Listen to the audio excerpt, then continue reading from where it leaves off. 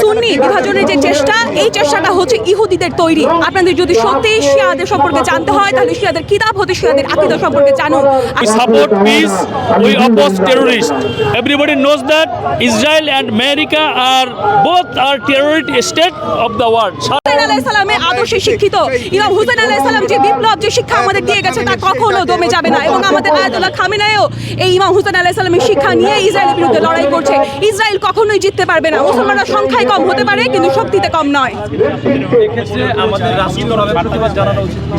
আমি অবশ্যই মনে করি যে এই মুহূর্তে আমাদের রাষ্ট্রীয়ভাবে প্রতিবাদ জানানো একটা মানবিক দায়িত্ব, কারণ ইসরায়েল সকল প্রকার মানবাধিকার লঙ্ঘন করেছে। তাই এই মুহূর্তে মানবিক দায়িত্ব হিসেবে রাষ্ট্রীয়ভাবে আমাদের প্রতিবাদ জানাতে হবে এবং প্রত্যেক দেশ থেকে ইসরায়েলের বিরুদ্ধে যৌথ ঘোষণা করতে হবে। এই সময়টা যুদ্ধের, এই সময়টা প্রতিবাদের, এই সময়টা বিদ্বেষের নয়। RICL TMX, যুগের পর যুগ স্থাপনা থাকে মজবুত। তাই পুরো বিশ্ববাসীকে আমি ঐক্যবদ্ধ হওয়ার আহ্বান জানাচ্ছি। সুন্নি বিভাজনের যে চেষ্টা, এই চেষ্টাটা হচ্ছে ইহুদিদের তৈরি। আমরা শুরু থেকে জানি যে শিয়া সুন্নি বিভেদ, এই বিদ্বেষটা তৈরি করেছে ইহুদিরা। তাই যারা ভুলবশত শিয়া সুন্নির বিদ্বেষে আছে, তারা ভুলের মধ্যে আছে, তারা ইহুদিদের চক্রান্তে আক্রান্ত। আপনাদের যদি সত্যি শিয়াদের সম্পর্কে জানতে হয় তাহলে শিয়াদের কিতাব হতে শিয়াদের আকীদা সম্পর্কে জানুন। আর এই মুহূর্তে আমরা যদি দেখতে পারি যে জিহাদের ময়দানে কারা অবস্থিত আছে, মানবিকতার দিক থেকে কারা এগিয়ে আছে, তাহলে শুধুমাত্র ইরান এগিয়ে আছে এবং ইরান একটি শিয়া দেশ। তাই আমরা সকলে মুসলমান পরিচয়টাকে প্রাধান্য দিয়ে, মানুষ পরিচয়টাকে প্রাধান্য দিয়ে সকলকে সাপোর্ট করাই এই মুহূর্তে আমাদের ওয়াজিব দায়িত্ব। অবস্থান করছে এবং ইসরায়েলের বিরুদ্ধে যুদ্ধ করছে এবং ইরানকে সাহায্য করছে, তারাই মূলত প্রকৃত মানবিক দেশ হিসাবে আমি গণ্য করব।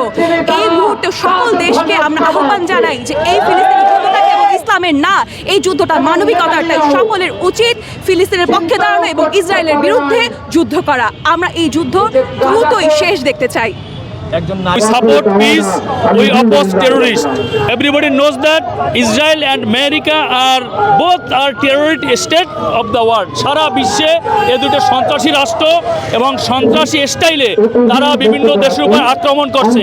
তারা আমাদের লিবিয়া শেষ করছে এই পারমাণবিক অজুহাতে, তারা আমাদের ইরাক শেষ করছে এই পারমাণবিক অজুহাতে, এবার তারা আমাদের ইরানকে শেষ করার পায়তারা করছে পারমাণবিক অজুহাতে।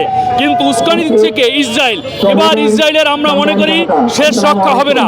এখানে জাতীয় সংঘ আমেরিকার একটি তলবিবাহক সংস্থায় পরিণত হয়েছে। এই জাতীয় সংঘের ব্যর্থতা, জাতীয় সংঘকে ক্ষমা চাইতে হবে এবং ইসরায়েলের বিরুদ্ধে কঠিন অবস্থান নিতে হবে। আমাদের অবস্থান স্পষ্ট, আমরা সব সময় শান্তির পক্ষে, আমরা সব সময় এই সম্প্রীতির পক্ষে। কিন্তু আমরা বারবার দেখছি সর্বশেষ রাতের আধারে অন্ধকারে এই ভীতু ইসরায়েল ইরানে আক্রমণ করছে এবং শীর্ষ পারমাণবিক বিজ্ঞানীদের হত্যা করছে। আজকে আমেরিকা ভুল বার্তা দিচ্ছে, আমেরিকা ইরানের শক্তি সম্পর্কে ক্ষমতা রাখে না।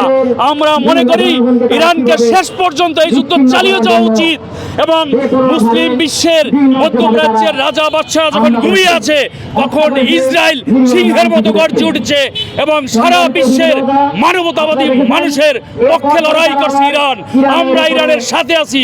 We support Iran, we hate terrorist Israel. মুসলিমদের মুক্তির জন্য এই ডাককে শুনে প্রত্যেক ফেরকাগত ভিন্নতা ভুলে শিয়া সুন্নি সকলে ঐক্যবদ্ধ হয়ে আয়াতুল্লাহ খামেনি হাফিজুল্লাহর ডাকে সবাই ঐক্যবদ্ধ হয়ে অস্ত্র হাতে সশস্ত্র জেহাদের মাধ্যমে এই ফিলিস্তিনি যে নির্যাতিত মজলুম জাতিকে উদ্ধার করার আর কোনো বিকল্প নেই। তাই আমরা আয়াতুল্লাহ খামেনির সেই ডাককে সমর্থন জানিয়ে আমরা তার ছবি নিয়ে এখানে দাঁড়িয়েছি।